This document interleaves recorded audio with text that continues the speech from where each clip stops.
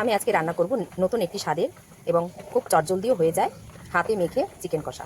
দেখে নাও হাতে মেখে চিকেন কষা আমি কেমন করে তৈরি করছি, রেসিপিটি দেখে নাও। আমি রান্না করব চিকেন কষা। এই জন্য আমি এখানে নিয়ে নিয়েছি চিকেন, নুন হলুদ মাখিয়ে রেখেছি। আমি চিকেনটাকে সব মশলা দিয়ে মাখিয়ে আজকে রান্না করব। এখানে আমি দিয়ে দেবো পেঁয়াজ রসুন আদা আর টমেটো পেস্ট। তারপর আমি দেবো কেটে রাখা টমেটো। তারপর আমি দেবো একটা পাতিলেবুর রস, হাফ দেবো কুচনো পেঁয়াজ।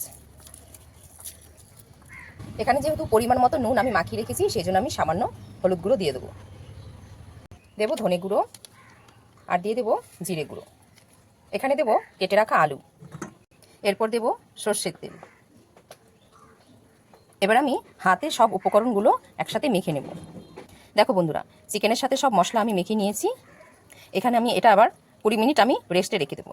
ফিরছি 20 মিনিট পর। 20 মিনিট পর রান্নায় আমি ফিরে আসলাম। কড়াই বসিয়েছি, এখানে দিয়ে দেবো একটু সামান্য তেল। এখানে দেবো দারচিনি ফোড়ন আর সামান্য জিরে ফোড়ন, আর দেবো তেজপাতা ফোড়ন। আর এখানে যে চিকেনটা আমি হাতে মেখে ম্যারিনেট করে রেখেছিলাম, এই চিকেনটা আমি এখন এই তেলের মধ্যে দিয়ে দেবো, যাতে এর থেকে তেলটা বের হয়। এখানে দিয়ে দেবো 1 চামচ চিনি।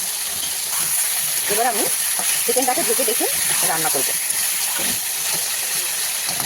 ফিরছি 5 মিনিট পর।